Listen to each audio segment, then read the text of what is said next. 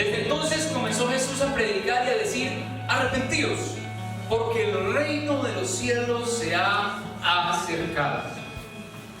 Y después, entonces, del 18 dice: andando Jesús junto al mar de Galilea, escoge a sus discípulos y empieza a hacer un proceso. Y vamos al 23. Y recorriendo Jesús toda Galilea, enseñando en las sinagogas de ellos y predicando el evangelio del reino y sanando toda enfermedad y toda dolencia en el pueblo. Predicando el evangelio del reino. Después encontramos más adelante también el tema de que el reino de Dios se ha acercado. Ahora, ¿qué significa para ese contexto que Jesús haya dicho el reino de los cielos se ha acercado? ¿Qué significa que los judíos hayan escuchado el reino? Y esto me parece muy interesante lo que les voy a mostrar. Cuando hay una cosa que se llama la expectativa mesiánica, ¿sabían eso? La expectativa mesiánica era que los judíos en ese contexto tenían una expectativa de que iba a venir un Mesías, iba a venir alguien que los iba a liberar, y ese alguien iba a hacer varias cosas. Uno, establecer el reino davídico. Dos, traer una paz.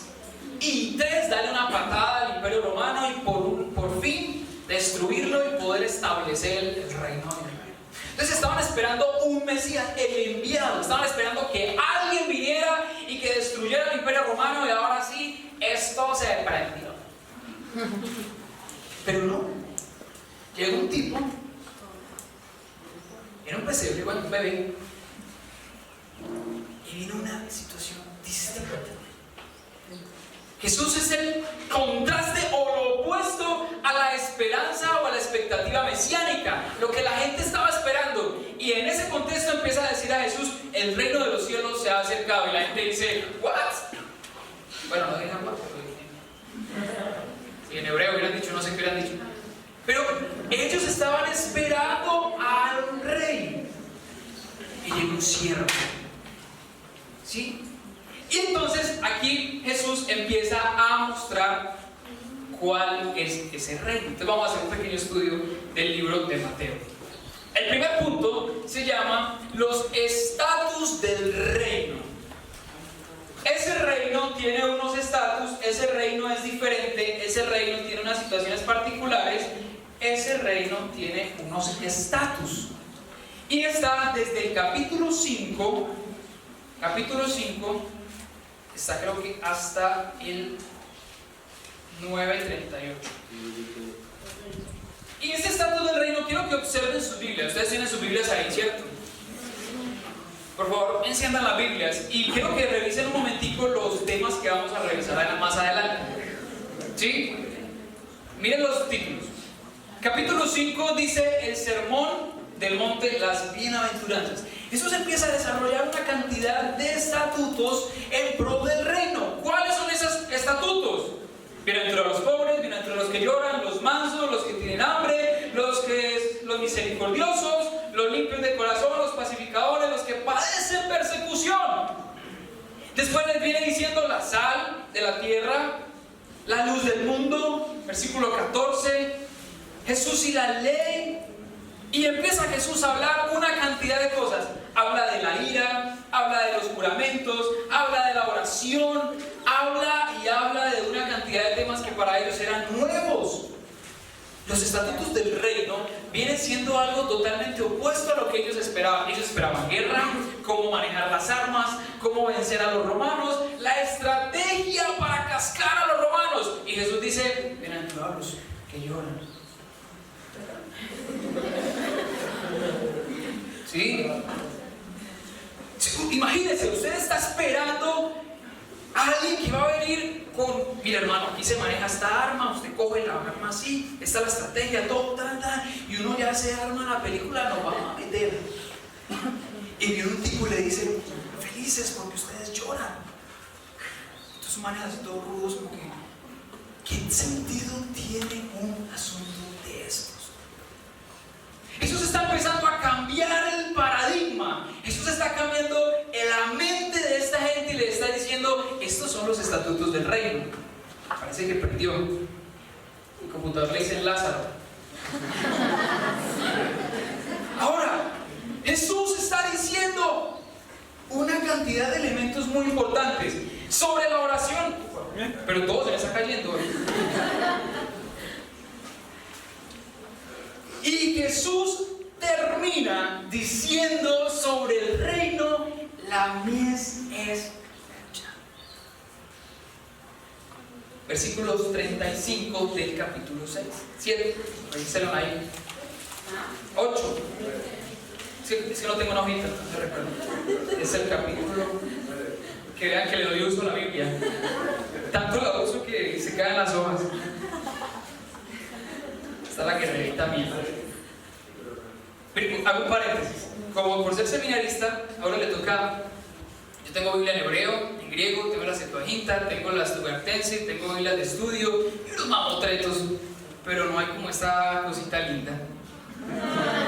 Como la mía, la que la rayo, yo la entiendo, se caen las hojas, pero igual la amo.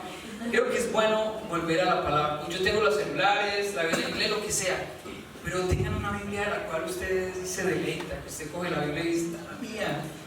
Porque eso es lindo, eso es bonito. Y a mí esta Biblia me conecta mucho con el Señor. Las otras las tengo como de estudio, pero esta es para la que me gusta predicar, enseñar, etc. Entonces ahora el versículo: la mies es mucha. Y Jesús muestra que ese reino no era tanto como lo estaban esperando las personas. ¿Cómo se llama el primer título? ¿Cómo es el primer punto? O sea que ese reino sí tiene estructura. Ese reino sí tiene... Vamos a ver, parece que va a funcionar. Amén. Ese reino sí tiene estructura. Punto número 2. Ese reino tiene unos embajadores. Ese reino tiene unas personas las cuales son embajadores enviadas. Capítulo 10. Los embajadores, ¿quiénes vienen siendo los embajadores de ese reino? En ese momento eran los discípulos de Jesús. Imagínense hoy en día que Jesús, es que no me cabe en la cabeza. Imagínense Jesús escogiendo a los embajadores. Y dice: wow, esos tipos son una cosa loca. No, escoge a un pescador, a un celote, a un cananista, a un publicano, gente que se odiaba entre ellos. Es como coger a un guerrillero de las FARC con un DLN, con un paramilitar y un político corrupto. Esos eran los discípulos de Jesús. Entonces imagina esa mezcolancia de personas. ¿Cómo sería esa lucha? Eso era lo que implicaban los discípulos de Jesús. Y esos son los embajadores. La expectativa es algo poderoso. Y Dios trae una cantidad de babosos ahí. ¿Qué implicaciones tiene para el entorno? El reino de los cielos es totalmente diferente a lo que la gente estaba esperando. Eso está cambiando paradigmas. Eso está cambiando estructuras. Todo el capítulo 10 es los embajadores del reino. Y los embajadores del reino tienen una función: cumplir lo que Jesús les había mandado. Ir a seguir el ejemplo de Jesús. Muy interesante, ¿cierto? Eso se está cambiando el paradigma. Y tercer punto: un reino con evidencias. Un reino que se evidencia. Que no es solo bla bla bla, que no es solo palabras, que no es solo adoración y oración, sino que también es acción. Es un reino que tiene muchas particularidades. Capítulo 8. Como se me ha caído la hojita, por eso puse un punto después, pero ese sería el segundo, pero está bien. Evidencias del reino, capítulo 8. Y quiero que observen los títulos ahí. Jesús sana a un leproso, a un centurión, a unos paralíticos, a una niña, a unos ciegos, hasta una suegra. Jesús sana, restaura a gente que no importa. Coge a un ciego, a una niña, a un paralítico,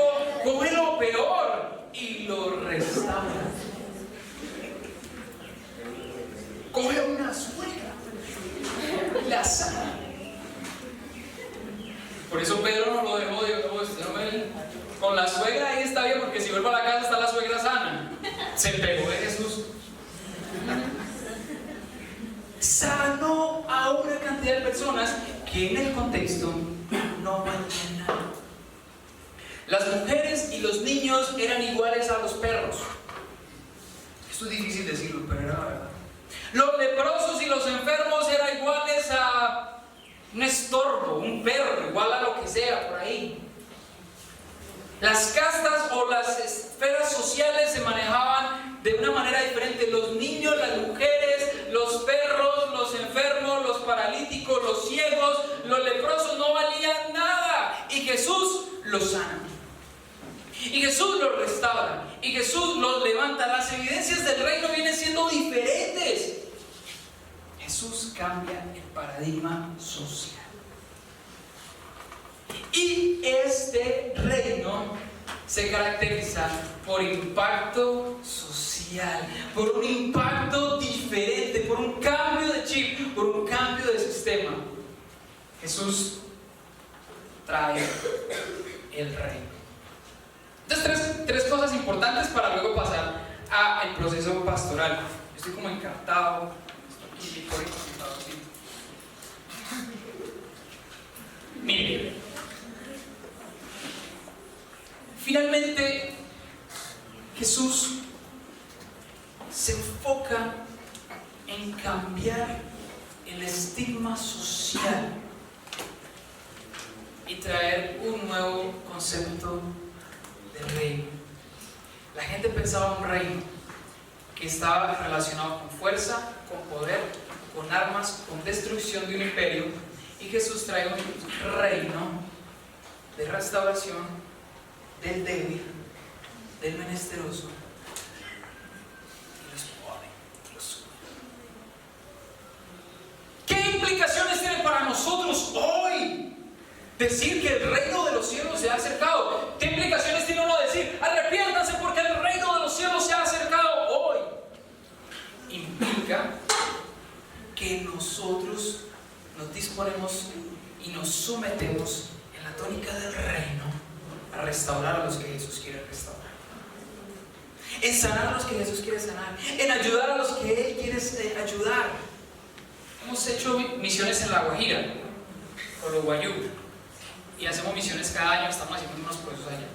Una niña que todavía no sabe hablar y que debe cargar con la culpa, el dolor y todo lo que esto carga, que su padre la abusa casi que diariamente, sexualmente. ¿Qué le digo yo a esa niña? El reino de los cielos se ha acercado.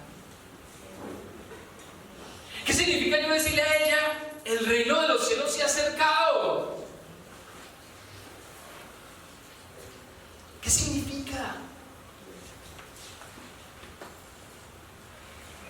Es una pregunta muy difícil. Y esa es una de las cosas que yo quiero responder.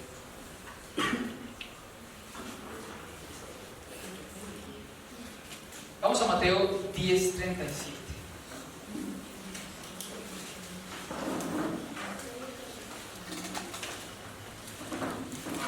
Esto es lo que significa el reino. Subraye su Biblia, si es su Biblia, subrayela, póngale noticas, póngale algo, escríbalo. Esto es lo que significa el reino. Mateo 10, 37, 39. El que ama padre o madre más que a mí, no es digno de mí. El que ama hijo o hija más que a mí, no es digno de mí. El que no toma su cruz y sigue en pos de mí, no es digno de mí. El que haya su vida la perderá, y que pierda su vida por causa de mí la hallará. ¿Cuáles son estas implicaciones? Va a poner implicaciones en mi vida. Yo decidí someterme al reino de los cielos cuando tenía más o menos 18 años. Siendo hijo de pastor, no me interesaba nada con el tema del Señor. El Señor me llama y me meto en este proceso. Implica que en un mundo donde el Dios o la prioridad es tener plata y la estabilidad económica, a mí me da por estudiar teología.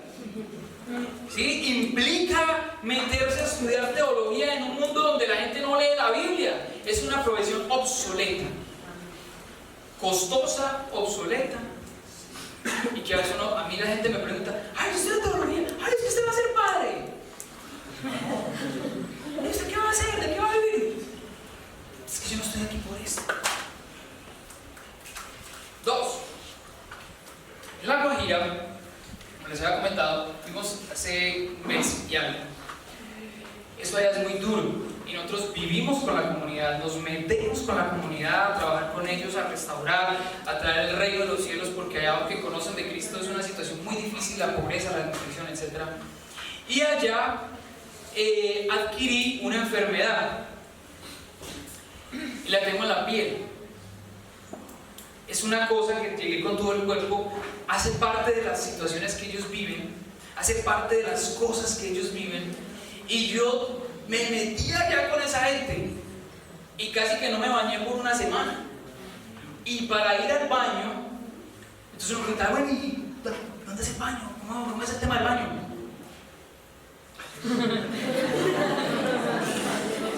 Y uno mira como cactus, ¿y dónde es? Detrás del cactus. Entonces tú llegas, vas detrás del cactus, que alguien te mire y hace lo que tienes que hacer. Situaciones muy difíciles donde no hay baño, no hay agua, no hay nada, y Dios te llama a servir con la gente, con esa gente. Entonces estuvimos allá y nosotros estamos constantemente yendo allá, y estoy todavía en un tratamiento con la piel que me fastidia, pero ¿qué manda? Es el reino. Mi esposa me ama así, entonces no hay problema. 2. ¿Qué implicaciones tiene el plástico? ¿Por qué el plástico en una conferencia cristiana? Nosotros somos mayordomos de la tierra. Amén. De Jehová la tierra es su plenitud, del mundo y todo lo que en él habita. Es algo que nos muestra que el Señor ha creado todo para que nosotros administremos. Pero si uno observa, estamos acabando con el mundo. Estamos acabando con la tierra. Entonces, desde hace un tiempo, mi esposa y yo empezamos un proceso de no consumir plástico. Pero es muy difícil. Y empezamos un proceso, mi esposa y yo nos certificamos como buzos, somos buzos certificados. Es algo muy bacano, se lo recomiendo que lo hagan. Nos certificamos como buzos, que uno puede bucear en cualquier parte del mundo. Debajo del agua, uno es que puede dimensionar cómo es que estamos matando la tierra. Cuando uno ve animalitos muriendo, animalitos tragando plástico, animalitos muertos por eso.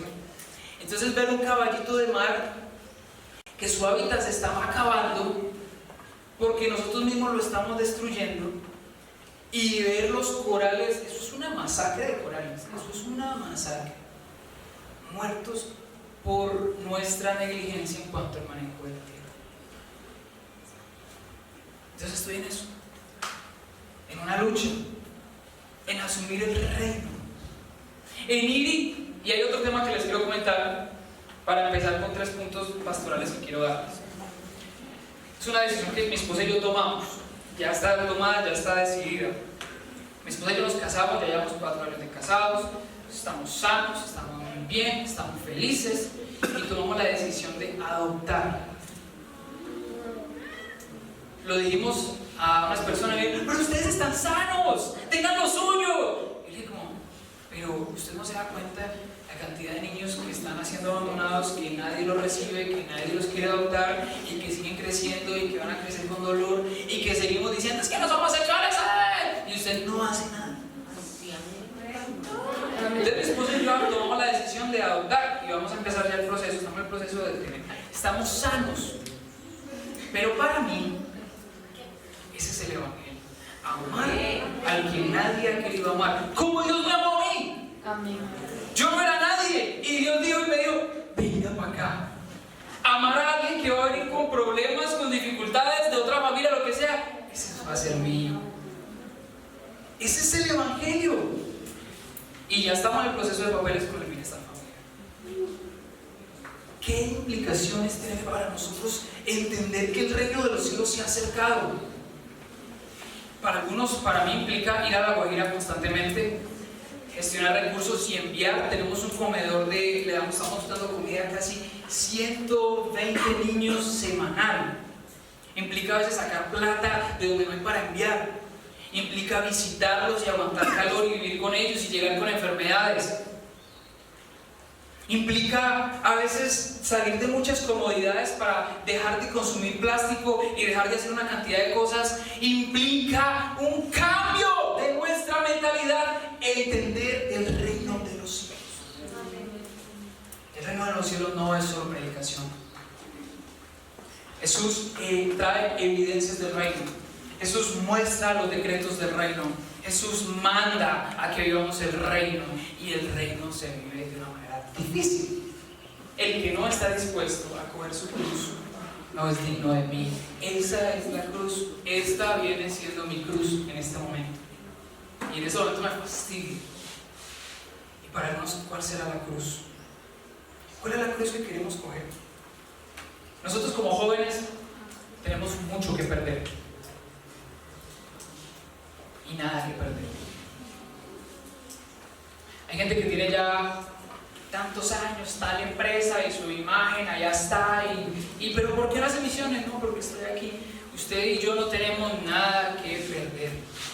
No tenemos un nombre, no tenemos, de pronto alguno puede tener una super empresa, lo que sea, y eso es muy bueno. Porque podemos adquirir riesgos, pues estamos en una etapa donde podemos tener riesgos, podemos meternos en el reino de los cielos, podemos hacer cosas grandes, y ahí van mis consejos pastorales. Jesús trajo el reino de los cielos con enseñanzas, con poder, con evidencia, con la presencia de Dios, con la remoción de pecados, con la gracia, con el vencer el pecado, para que nosotros disfrutemos del reino. De manera teológica, Jesús trajo el reino de los cielos. El reino de los cielos se evidencia inicialmente con un cambio profundo de mentalidad y de corazón del cristiano. El reino de los cielos se evidencia en un cambio profundo de mentalidad y de corazón del cristiano. Es un cambio de concepto, de paradigma. Jesús vino y trastornó el mundo. Jesús vino y cambió la imagen del mundo. Jesús vino y nos dijo: hagan lo mismo. Sean mis discípulos. Vayan al que la gente no quiere amar. Hagan lo que la gente no quiere hacer. Vivan como la gente no quiere vivir. Denle la gloria a Dios. Luego de este cristiano, bueno, tenemos la capacidad de ser embajadores del reino. 2. El reino es un cambio de paradigma. Y la juventud es la mejor etapa de la vida para ejecutar el reino. La juventud es la mejor etapa para ejecutar el reino. He hablado con viejitos, personas así que dicen: no, yo esos días en La Guajira conocimos un señor que tiene mucha, ya tiene edad, pero ya tiene una empresa, y bueno, él va ahí de vez en cuando y muy cómodamente, pero entonces me decía: ay, quisiera ser como usted, así joven, tener esa pasión y meterle. Es que esa es la mejor etapa para uno servir al Señor. Y uno a veces piensa: no, a mí me han dicho, no, yo vengo al cristianismo cuando yo sea viejito, cuando ya yo no tenga nada, ya he disfrutado la vida. Y yo le estoy diciendo: de lo que se pierde. Vivir el cristianismo entendiendo las dimensiones del reino es una cosa muy bacana. Es una cosa chévere, loca, es una adrenalina constante. Si uno quiere adrenalina, véngase a meterse al reino de los cielos. ¿Usted quiere acción? Viva el reino de los cielos. Es que el cristianismo es muy religioso. No. Sálgase de ahí, métase a vivir el reino de los cielos. Y usted va a ver las dimensiones.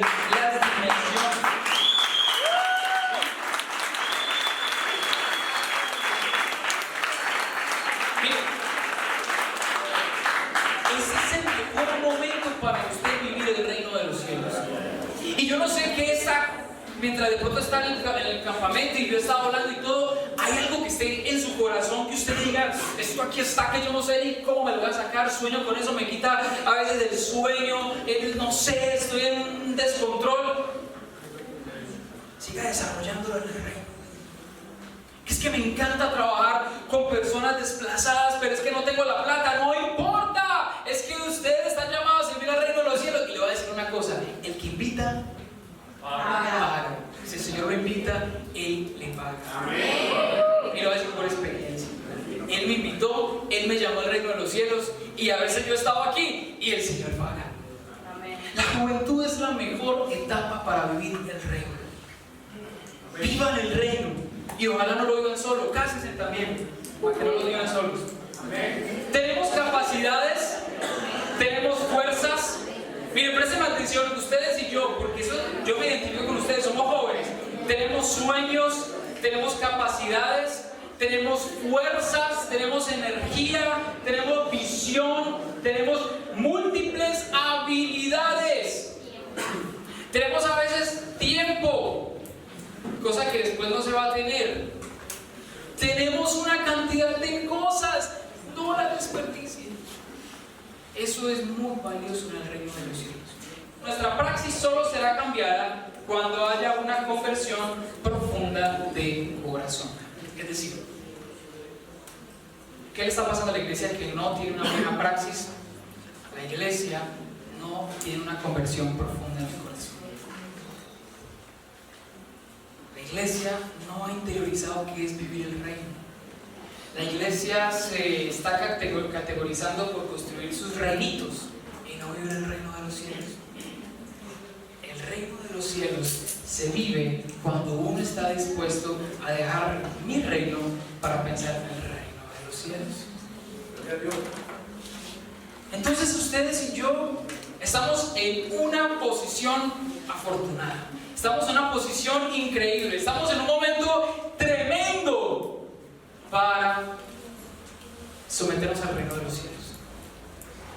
Ese reino que vino a predicar Jesús es un reino para nosotros muy llamativo. Y somos la generación que debe evidenciar el reino. ¿Están tomando apuntes? Es el tercer punto. Somos la generación que debe evidenciar el reino. Somos la generación que debe evidenciar el reino. La praxis es la práctica. Praxis significa la práctica, pero viene complementado con todo el quehacer de la iglesia. Nosotros somos la generación que debe evidenciar el reino porque en nuestras manos el reino está muy bueno. Porque para nosotros el reino es un pan caliente, sabroso, que debemos saborear. Pan de la millería, si lo del cielo. El reino de los cielos es delicioso. El reino de los cielos es, a ver, una comida deliciosa. A mí me encanta la hamburguesa, ¿sí? Una hamburguesa. ¿Sí? Para mí el reino de los cielos es la comida preferida, es una buena hamburguesa, ¿sí? El reino de los cielos para ustedes y para mí es algo, aquietados del estómago, quietos estómagos, quietos, es algo delicioso, es algo que vale la pena. Mire, ser cristiano no es solo orar y ayunar, sino que significa ser un verdadero discípulo de Cristo. Ser cristiano es adoptar las prácticas del reino. Ser cristiano es servir a Dios y no solo con la guitarra en la iglesia. Servir a Dios implica sanar, restaurar, reflexionar y actuar en pro del reino. Usted no solo sirve a Dios aquí tocando la guitarra, que por cierto, hago una cuña. Tocaron muy bien, estoy muy contento. Yo soy músico y uy, qué bueno, qué buen músico, acá. Pero ese no es solo servir a Dios.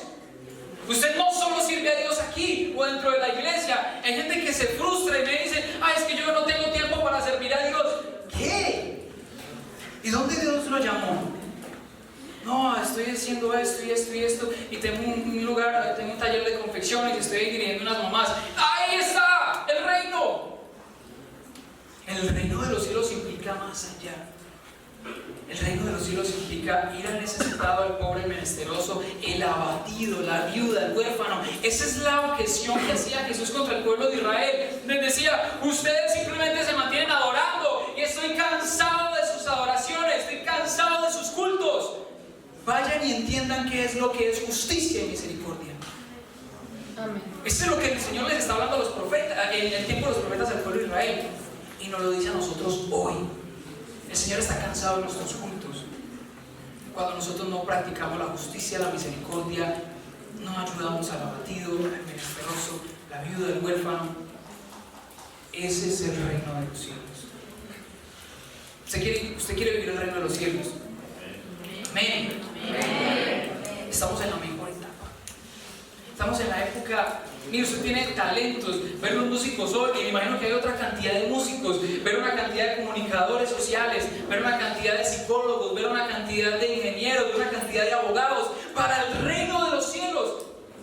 Eso es lo que necesitamos. Contadores, administradores y las demás profesiones, porque no la gente les pregunta. Según expertos, el 70% de la población latinoamericana tiene menos de 25 años. El 70% de la población latinoamericana tiene menos de 25 años. Y en Medellín, si usted se da cuenta, la gran mayoría de los que mueren en las guerras son menores de 30 años. La guerra está matando a nuestros jóvenes y la iglesia también. Así es. Y ahora es tiempo de levantar la juventud, es tiempo de restaurar la juventud, es tiempo de que la juventud se añada al reino de los cielos. Amén. Debemos dar respuestas tanto bíblicas como teológicas como prácticas a las problemáticas que nos rodean y generar acción que evidencie que el reino ha llegado. Yo estoy en esa tarea. Como teólogo, estoy en ese proceso de entender qué es lo que significa evidenciar el reino, vivir el reino y generar respuestas a las situaciones. Y por eso yo les hacía la pregunta de las historias iniciales, porque esa también es mi pregunta. ¿Qué hago? ¿Qué hago con la violencia? ¿Qué hago con las problemáticas que hay? ¿Qué hacemos? Imagínense que cuando yo me convertí, yo crecí en la Comuna 3 Manrique Oriental, uno de allá de Manrique Oriental, del Raizal. ¿Sí? Nadie sabe eso, para eso me entienden. El Raizal, eso ahí sigue uno a la cruz, bueno, eso es un lugar muy chévere. Sube el agua cansada. Sí, yo le decía a la gente, recojan la ropa, porque pues llovía primero a nosotros y después allá abajo. Miren, importante, crecí en un contexto donde constantemente vi violencia, guerras. En algún momento tuve que ver, yo personalmente siendo niño, teniendo 10 años, tuve que ver cómo masacraban a una familia en el frente. Como a 3 casas allá al lado, vino un tipo y le disparó a la gente, y salía y le disparaba y mató a toda una familia y solo quedó la mamá y quedaron las 2 hijas. Eran gemelas. ¿Cómo yo ver todo eso y una vez es ir a jugar con los amiguitos y encontrar que había un tipo tirado por ahí en una manga? Es un contexto donde yo crecí. Entonces cuando yo me convierto en el cristianismo, aunque soy hijo de pastor, me convierto al Señor, yo me puse loco, yo dije, estoy cansado de la guerra, que estoy cansado, yo no sé qué voy a hacer, y yo era así todo emocionado, porque cuando uno está recién convertido, uno llora cuando le dicen, amén, y uno empieza a llorar, uno está ahí convertido, ¿sí? Y uno está en esa emoción, en esa cosa, sí, y yo me emocioné, yo dije, estoy cansado de la droga, y fui y me metí a un combo, pero nada, no, me fui y me metí allá a hablarles del Señor. Y les dije, muchachos, ¿qué más? Porque algunos de ellos tenían la misma edad mía, o algunos, yo había jugado con ellos, hacía fútbol hace mucho tiempo. Y empecé a predicarles del Señor. Y empecé a darles libritos y cosas así, y empecé en ese proceso. Estaba cansado porque ya uno no podía subir a la casa porque era la cantidad de motos, la cantidad de tipos ahí, la cantidad de peladitas. Yo decía, la cantidad de... Yo creo, ¿qué está pasando aquí? Esas niñas, ¿qué les está pasando? Esos tipos, ¿qué están haciendo ahí? Y yo fui y me metí y empecé a predicarles y a evangelizarles. Interesante. De un momento a otro se fue acabando eso, se fue acabando eso, se fue acabando eso. Después ya estaba yo triste porque mi propósito primero era que no estuvieran ahí, pero después ya no los había visto para seguirles predicando. En fin, el Señor desarticuló todo un combo, no los cogieron, simplemente que yo no sé qué pasó. Se desarticuló, se limpió la calle solo con la predicación del Evangelio.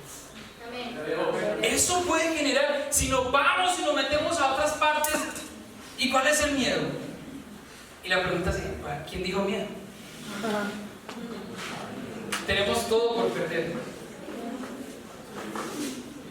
¿Quién dijo miedo? Conozco a otra persona, lo conocemos de cerca, se llama Daniel, y esta persona mete Biblias a Venezuela.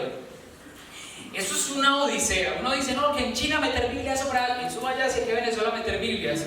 Y ese tipo está metiendo una cantidad de Biblias. Si a él lo cogen, lo alquilan. Y esa pasión de ese tipo por meter Biblias. Entonces, Nueva Generación le provee Biblias para llevar a Venezuela. Hay una cantidad de personas recibiendo el Evangelio en Venezuela a través de las Biblias. Mire, usted quiere acción, vaya. Es que mi vida no tiene significado, meta Biblias a Venezuela. Sí, que estoy muy deprimido, nadie me quiere. Hermano, entonces es el mejor candidato para que vaya y meta Biblias. Si lo cogen, nadie les va a extrañar. Pero está sirviéndoles. Mire, nosotros debemos dejar de tener excusas y es tiempo de coger la cruz. Es tiempo de coger la cruz. Y para algunos la cruz va a significar unas cosas, para otros otra, con base como Dios lo esté llamando. Los jóvenes han hecho grandes cambios en la historia y hay un mensaje de esperanza para nosotros hoy. El reino se ha acercado para nosotros y la esperanza para nosotros es que podemos involucrarnos en ese reino. Usted y yo podemos entrar libremente a ese reino. Nadie nos está cerrando las puertas. Antes nos están diciendo, vengan. Nos están gritando todos los días, venga al reino. Métanse en el reino y experimente qué es hacer el reino. Y es por Cristo, de Cristo, por Cristo, para Cristo que nosotros vamos a involucrarnos en el reino.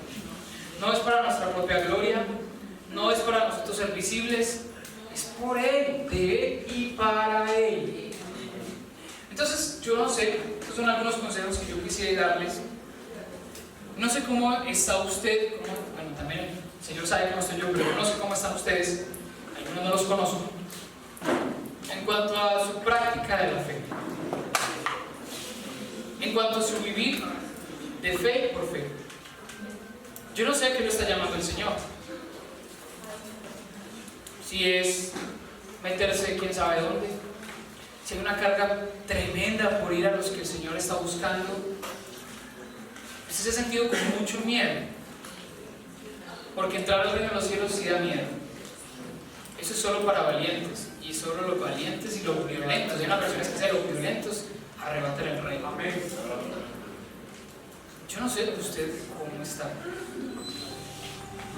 y yo quiero invitarlo a que dedique unos momentos a que coja sus noticas, la libreta, y hágase esta pregunta. Quiero que la escriba. ¿A qué me está llamando Dios a trabajar en el reino? El reino es muy grande. ¿A qué lo está llamando Dios? Y pueden haber llamados muy específicos, y no va a ser el mismo de la persona de al lado. Es un llamado de Dios. ¿Qué es lo que es? Una pregunta para iluminar esto. ¿Qué es lo que hace palpitar tu corazón? ¿Qué es lo que no te deja? Y cada vez que vienes, si Dios te habla, y cada vez que vienes a un tiempo de administración, cada vez que ora, el Señor te sigue hablando, te sigue hablando, te sigue hablando, te sigue hablando. ¿Qué es? Cristo nos ha dado su Espíritu para ejecutar el reino.